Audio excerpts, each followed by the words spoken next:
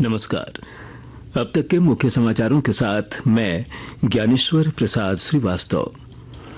भाजपा के वरिष्ठ नेता और प्रधानमंत्री नरेंद्र मोदी ने कहा है कि लोकसभा चुनाव देश को और युवाओं को सशक्त बनाने के लिए भविष्य को चुनता है।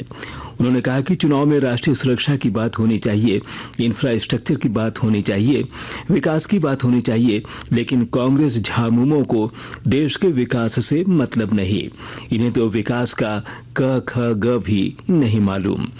ये सबकी संपत्ति का एक्सरे कराने, एससी एसटी का आरक्षण छीनने और रोज मोदी को गाली देने का ही काम करते हैं। इससे आगे वे सोच नहीं सकते।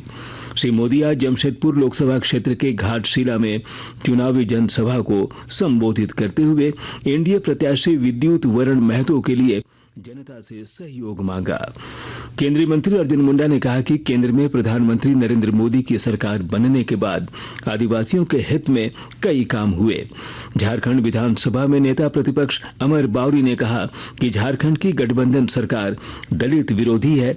उनके मंत्रिमंडल में एक भी दलित मंत्री नहीं है। लोकसभा चुनाव के 5वें चरण में झारखंड की 3 संसदीय सीटों पर चतरा, कोडरमा और हजारीबाग के साथ गांडेय विधानसभा उपचुनाव के लिए कल सुबह 7 बजे से शाम के 5 बजे तक वोट डाले जाएंगे। राज्य निर्वाचन आयुक्त के रवि कुमार ने बताया कि हजारीबाग, कोडरमा और चतरा में 6,705 बूथों पर 58,34,618 मतदाता 54 प्रत्याशियों के भाग्य का फैसला करेंगे। वहीं गांडेय विधानसभा उपचुनाव के लिए 375 बूथों पर 3,16,214 मतदाता अपने मताधिकार का प्रयोग करेंगे। कल होने वाले चुनाव के लिए 20,000 अर्धसैनिक बलों के अलावा 27,000 राज्य बल के जवान शामिल हैं, जबकि 3,000 पुलिस पदाधिकारियों की तैनाती की गई है। कांग्रेस की राष्ट्रीय प्रवक्ता सुप्रिया श्रीनेत ने रांची में आयोजित पत्रकार वार्ता में कहा कि देश में अगली सरकार इंडी गठबंधन की बनने वाली है। देश के युवा, किसान और महिला वर्ग में एक नया उत्साह देखा जा रहा है।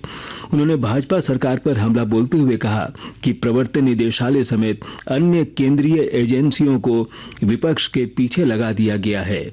चुनाव के ठीक पहले देश के अलग अलग राज्यों के 2 मुख्यमंत्री को जेल में डाल दिया गया है। मुख्य समाचार समाप्त हुए। अगला मुख्य समाचार 6 बजे प्रसारित किया जाएगा।